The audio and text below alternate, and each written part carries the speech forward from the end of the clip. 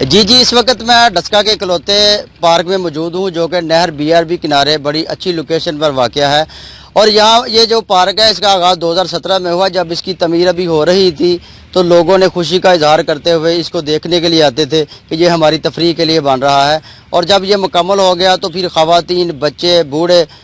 یعنی کہ صبح و شام اس وقت یہاں پر واک کے لیے آتے تھے، کیونکہ یہاں پر بڑے اچھے واک ٹریکس بھی بنائے گئے ہیں۔ اس کے علاوہ جھولے جو ہیں وہ بچوں کی تفریح کے لیے بہت قیمتی جھولے لگائے گئے تھے جو کہ اب زنگ آلود ہوتے جا رہے ہیں۔ اس کو پتہ نہیں کس کی نظر لگ گئی ہے، یہ سیاسی بھینٹ چڑھا دیا گیا ہے اس پارک کو کہ اب یہ لوگوں کی تفریح کی بجائے لوگوں کے خوف کا باعث بن رہا ہے۔ یہاں پر سر اٹھاتی جڑی بوٹیاں اور لمبا لمبا گھاس جو ہے وہ پرسراریت میں اس کی اضافہ کر رہا ہے۔ اب لوگ جو ہے نا وہ آپ اگر کیمرہ مین دکھا سکے تو یہاں پر دیکھیں کہ لمبے لمبے گھاس اگا ہوا ہے، کوئی اس کا پرسانے حال نہیں ہے۔ یہ جو سیٹیں بیٹھنے کے لیے بنائی گئی ہیں یہ بھی ٹوٹ پھوٹ کا شکار ہو چکی ہیں۔ یہاں کی بجلی کٹ گئی ہوئی ہے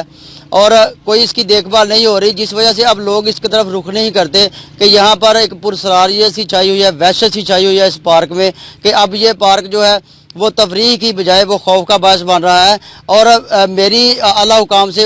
لوگوں کی جو ہے نا وہ نمائندگی کرتے ہوئے میں یہ کہوں گا کہ اس پارک کو اب اس کی دیکھ بھال کی جائے، کیونکہ اس پارک کے اوپر کسی کا بھی پیسہ لگا ہے وہ عوام کا پیسہ لگا ہے، کسی کی گورنمنٹ کے ذریعے لگا ہے وہ عوام کا پیسہ لگا ہے، اور یہ عوام کے لیے ہی بنایا گیا پارک تھا۔ اب یہ انتظامیہ اور جو سیاسی لوگ ہیں اس کی طرف توجہ دیں اور یہ لوگوں کی تفریح کے لیے بنایا گیا پارک، اس کو بحال کیا جائے، اس کی خوشیاں لوگوں کی بحال ہو سکیں، اس کی رونقیں بحال ہو سکیں تاکہ شہری بھی یہاں پر سکھ کا سانس لے سکیں۔ جی